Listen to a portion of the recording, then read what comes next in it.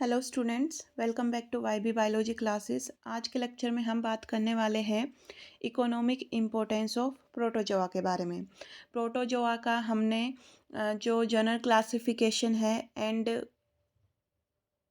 General character हम discuss कर चुके हैं। अब जो हमारा पॉइंट ऑफ फोकस है वो रहेगा इकोनॉमिक इम्पोर्टेंस ऑफ प्रोटोजोआ। तो चलिए स्टार्ट करते हैं विद इंट्रोडक्शन। अगर हम स्ट्रक्चरली बात करें, स्ट्रक्चर वाइज बात करें, तो जो प्रोटोजोन्स हैं वो सबसे सिंपलेस्ट काइंड ऑफ यूकैरियोट्स है, कि जो इनकी सेल है वो सबसे सिंपलेस्ट तरीके की है। ये यूनिसेलुलर फॉर्म में मिलते हैं। साइज़ की बात करें तो माइक्रोस्कोपिक साइज़ में है, और इतने सिंपल होने के कारण एक सेल कंटेन करने की वजह से हम ऐसा मान लेते हैं, कि हम ऐसा बिलीव कर लेते हैं कि इनके पास कोई भी ऐसी इकोनॉमिक इम्पोर्टेंस नहीं होगी जैसा कि दूसरा यूकैरियोट्स में है। और सिंपल साइज है, यूनिसेलुलर यूकैरियोटिक सेल है, और ऐसा माना जाता है कि इन्हीं से दूसरे जो हायर यूकैरियोट्स हैं वो हायर यूकैरियोट्स की फॉर्मेशन इन्हीं से हुई है। ये ही हैं एंसेस्टर हायर यूकैरियोट्स के। और अगर हम डिस्ट्रीब्यूशन की बात करें तो these are cosmopolitan in distribution, mean कि ये वर्ल्ड वाइड इनका डिस्ट्रीब्यूशन है, सर्वत्र है, हर जगह मिलेंगे। तो अगर हम इन्हें इस तरीके से देखें कि ये सबसे सिंपलेस्ट यूकैरियोटिक ऑर्गेनिज्म है, यूनिसेलुलर ऑर्गेनिज्म है, तो हम सोचेंगे कि इनकी कोई या बहुत कम सिग्निफिकेंस होगी, बहुत कम इनकी इकोनॉमिक इम्पोर्टेंस होगी, लेकिन ऐसा नहीं है।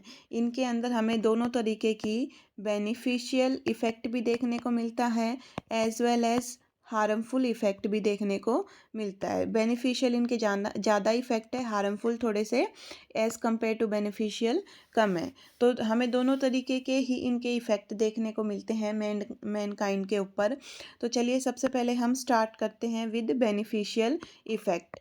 बेनिफिशियल प्रोटोजोन्स की अगर हम बात करें तो most of these are beneficial to mankind, और कुछ बेनिफिशियल एक्टिविटी हम इनके अभी लिखने वाले हैं, जो कि हम एक एक करके डिस्क्राइब करेंगे।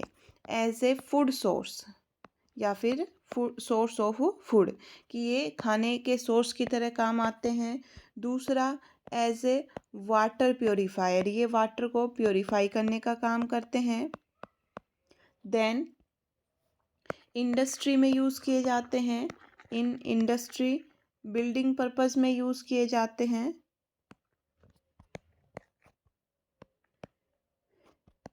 As an building material use किया जाता है। और इन दोनों को मिला के हम एक भी लिख सकते हैं कि ooze, formation of ooze formation, importance of radiolarian and foraminiferan Uz.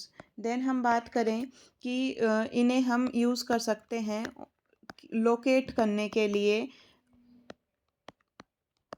Oil deposits को, या फिर ऑयल एक्सप्लोरेशन के लिए, कि कहाँ पे ऑयल मिलेगा ओशियनिक बेड पे, वहाँ उसे हम एक्सप्लोर कर सकते हैं with the help of these protozoans. Then इनकी है इवोल्यूशनरी सिग्निफिकेंस है। ये पाथ ऑफ इवोल्यूशन को सजेस्ट करते हैं एज ए स्टडी मटेरियल, या फिर स्टडी मटेरियल बोल दो, या फिर इनकी साइंटिफिक स्टडी में यूज़ किया जाता है। ये साथ हमें पढ़नी है, एक एक करके मैं इनके बारे में एक्सप्लेन करने वाली हूँ।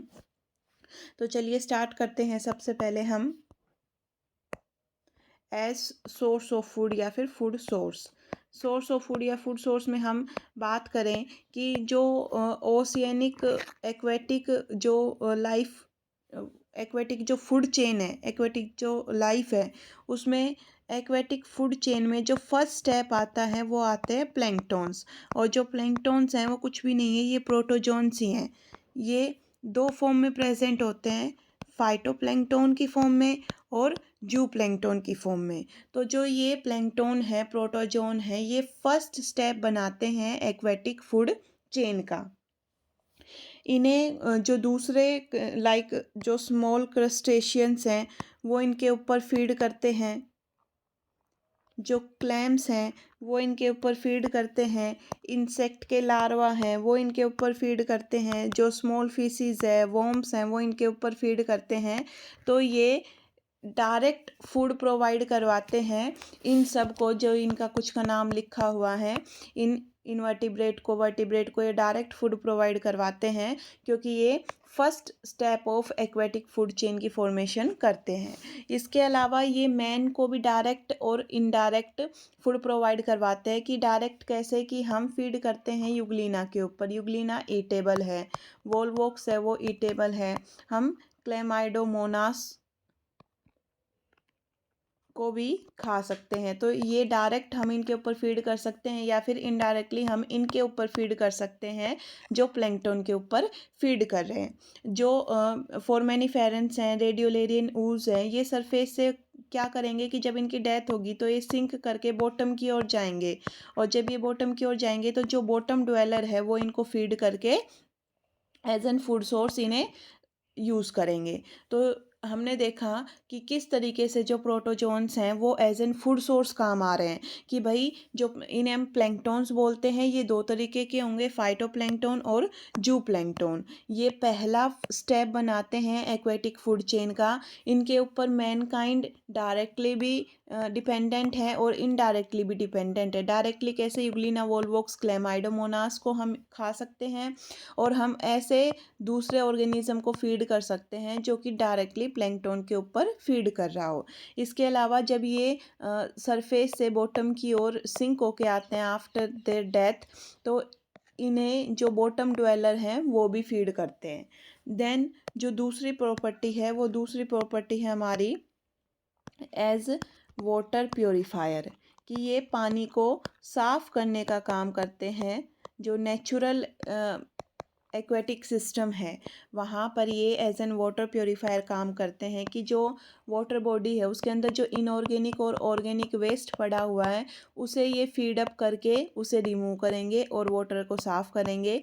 इसके अलावा अगर कुछ ऐसे दूसरे ऑर्गेनिज्म रह रहे हैं जो कि माइक्रो ऑर्गेनिजम्स, कुछ ऐसे डिकम्पोजर्स जो कि वाटर को पोल्यूट करने का काम कर रहे हैं, ये उनके ऊपर फीड करके वाटर को प्योरीफाई करने का काम करते हैं। तो दो तरीके से वाटर को प्योरीफाई करते हैं, डायरेक्ट जो ऑर्गेनिक और इनऑर्गेनिक वेस्ट है उसके ऊपर फीड करके, या फिर माइक्रो ऑर्गेनिज्म जो वाटर को पोल्यूट कर रहे हैं उनके ऊपर फीड करके।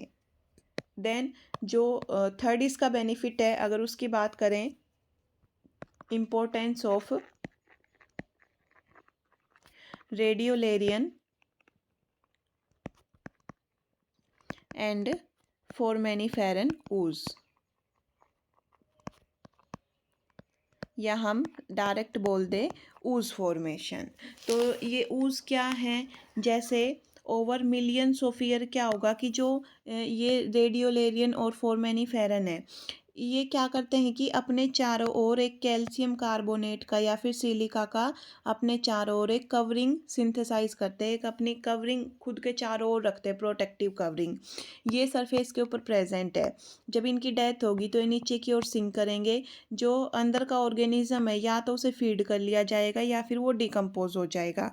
लेकिन जो ये बाहर की कवरिंग है, ये बाहर की कवरिंग बिल्कुल भी डिकम्पोज नहीं होती, और ये धीरे धीरे यहाँ पर मिलियंस ऑफ ईयर में धीरे धीरे धीरे धीरे ऐसे बहुत सारी कवरिंग आके डिपॉजिट हो के एक माउंड लाइक स्ट्रक्चर की फॉर्मेशन करती हैं। और इस माउंड लाइक स्ट्रक्चर को हम नाम देते हैं ऊज बोल दो, या फिर आपने सुना होगा डाईएटमेसियस अर्थ। डाईएटमेसियस अर्थ भी नाम देते हैं, ऊज़ की फॉर्मेशन भी नाम देते हैं। और ये जो ऊज़ है, ये अगर हम एग्जांपल लें, फॉर एग्जांपल ये स्केलेटन है, किसका स्केलेटन है, रेडियोलेरियंस का और फोरमेनिफेरन्स का। रेडियोलेरियन में एकैंथोमेट्रा और इसमें एल्फिडियम एग्जांपल हम ले सकते हैं। तो ये इनका जो स्केलेटन है, इनके स्केलेटन की डिपोजिशन की वजह से ये ऐसे माउंड लाइक स्ट्रक्चर डाईएटमेसियस अर्थ बनता है। इसके अलावा ये फॉर्मेशन करते हैं फ्लिंट की एंड चर्ट की। ये एज एन लाइमस्टोन और चौक की तरह यूज़ किए जाते हैं। और अभी मैंने बताया कि ये जो स्केलेटन है, ये स्केलेटन सिलिका का बना हुआ हो सकता है और कैल्शियम कार्बोनेट का बना हुआ हो सकता है। इस प्रोसेस को होने में मिलियंस ऑफ ईयर का टाइम लगेगा। अब जो ये माउंड बना है, जो ये ऊज़ बना है, इसका हम यूज़ कहाँ कर सकते हैं? इसको हम यूज़ कर सकते हैं कि जो पेरिस की मोस्ट ऑफ बिल्डिंग्स हैं वो इसकी बनी हुई हैं। इजिप्ट के जो पिरामिड्स हैं वो पिरामिड्स भी इसी से ही बने हुए हैं। ये एज एन बिल्डिंग मटेरियल काम आता है कि जो बिल्डिंग बनानी है तो बिल्डिंग मटेरियल काम आता है, लाइमस्टोन की तरह काम आता है, चौक बनाने के काम आता है। इसके अलावा बिल्डिंग मटेरियल में जो साउंड प्रूफ रूम है वो साउंड प्रूफ रूम बनाने के काम आता है। ये एज एन फिल्टरिंग एजेंट काम करता है, वाइन्स को फिल्टर करने का काम करेगा। और एक होता है ट्राइपोली स्टोन। जो ये ट्राइपोली स्टोन है ये लार्ज रेडियोलेरियन ऊज है। इसका काम होता है एब्रेसिव पाउडर है ये, मतलब ये पॉलिशिंग का काम करता है। जो मेटल्स होते हैं, हमारी जो ज्वेलरी होती है, जो मेटल्स होते हैं उन्हें पॉलिश करने का काम करता है। तो इसे हम मेटल पॉलिशर भी बात करते हैं, चमकाने का काम करता है उन्हें। तो ये सारे फंक्शंस हैं ऊज के। देन हमारा जो नेक्स्ट बेनिफिशियल एक्टिविटी है वो है कि जो ऑयल डिपॉजिट्स हैं उन्हें लोकेट करने का काम करता है। ऐसा माना जाता है कि जहाँ पर भी ये रेडियोलेरियन ऊज होंगे उसके आसपास ही ऑयल की डिपॉजिट मिलेगी, या फिर जहाँ पर ऑयल की डिपॉजिट मिली उसके आसपास ही रेडियोलेरियन ऊज की फॉर्मेशन मिलेगी। तो ये आपस में एक दूसरे की लोकेशन को प्रिडिक्ट करने के काम आते हैं। देन इसके बाद जो अगला है वो है इवोल्यूशनरी सिग्निफिकेंस, कि ये हमें पाथ ऑफ इवोल्यूशन के बारे में बताता है कि किस तरीके से जो इवोल्यूशन है वो हुआ होगा, कहाँ से शुरुआत हुई होगी, कहाँ जाके उसकी एंडिंग हुई होगी। और ये कुछ प्रोटोजोन्स हैं जो कि कनेक्टिंग लिंक का काम करते हैं बिटवीन टू टेक्सोनोमिक ग्रुप्स। दो अलग अलग करेक्टर रखने वाले टेक्सोनोमिक ग्रुप के बीच में एज एन कनेक्टिंग लिंक का काम करेंगे। जैसे हम एग्जाम्पल लें मेस्टिगो अमीबा। जो ये मेस्टिगो अमीबा है ये करेक्टर रखता है दो अलग अलग ग्रुप का, मतलब ये कनेक्टिंग लिंक का काम करता है बिटवीन मेस्टिगोफोरा एंड राइजोपोडा। इसके पास जो मेस्टिगो अमीबा है इसके पास सूडोपोडिया भी प्रेजेंट है और सूडोपोडिया के साथ में लॉन्ग विप लाइक फ्लैजिलम भी प्रेजेंट हो, तो दोनों प्रेजेंट होते हैं फॉर लोकोमोशन। देन दूसरा एग्जाम्पल कनेक्टिंग लिंक की तरह काम करता है प्रोटेरोस्पोंजिया। ये between protozoa and sponge Porifera के बीच में कनेक्टिंग लिंक है। अगर इसके हम स्ट्रक्चर की बात करें तो बाहर की साइड में ये कोलर सेल प्रेजेंट होती हैं, ऐसे कोलर सेल प्रेजेंट है बाहर की साइड में। कोलर सेल करेक्टरिस्टिक फीचर है स्पंज का, स्पंज के अलावा कोलर सेल कहीं नहीं मिलती। और प्रोटोजोआ की तरह यहाँ पर भी इसके सेंटर में अमीबोइड सेल्स प्रेजेंट होती हैं। तो ये अमीबोइड सेल्स को भी कंटेन करता है, कोलर सेल को भी कंटेन करता है, जो कि दो अलग अलग फाइलम के करेक्टरिस्टिक हैं। इसलिए ये इन दोनों के बीच में कनेक्टिंग लिंक का काम करता है और ये कॉलोनियल प्रोटोजोन है, कॉलोनी बना के रहेगा। तो कहीं ना कहीं ये लीड करता है टू स्पॉन्ज। देन हम बात करें साइंटिफिक स्टडीज़ की। हमने अभी स्टार्टिंग में बात की थी कि ये एक सेल वाले ऑर्गेनिज्म हैं जो कि काफ़ी प्रिमिटिव टाइप के हैं, काफ़ी सिंपल टाइप की इनके यूकैरियोटिक सेल हैं। और ये जो बेसिक सेल स्ट्रक्चर है अगर हमें उसकी स्टडी करनी है तो ये सबसे बेस्ट है। बेसिक सेल स्ट्रक्चर के स्टडी करने के लिए, सेल के फंक्शन की स्टडी करने के लिए ये सबसे बेस्ट मेटाजोन है। और ये वाइडली स्टडी भी किया जाता है जो बायोलॉजिकल एप्लीकेशन है उनके लिए। जैसे अगर हमें हेरिडिटी की स्टडी करनी है तो हम इसका यूज़ कर सकते हैं। क्यों? क्योंकि इसका जो रिप्रोडक्टिव पावर है वो बहुत फास्ट है और हाई रिप्रोडक्टिव पावर है। इसके अलावा हमें साइटोलॉजी के जितने भी एक्सपेरिमेंट करने हैं वो हम इसके ऊपर परफॉर्म कर सकते हैं, क्योंकि हमारी सेल और इसकी सेल सिमिलर है। अगर हमें सेल के फंक्शंस की बात करनी है तो हम कि कौन सी ऑर्गेनली, जैसे गोल्गी है, ईआर है, न्यूक्लियस है, राइबोसोम है, उनके फंक्शन की बात करनी है तो हम इस पे स्टडी कर सकते हैं।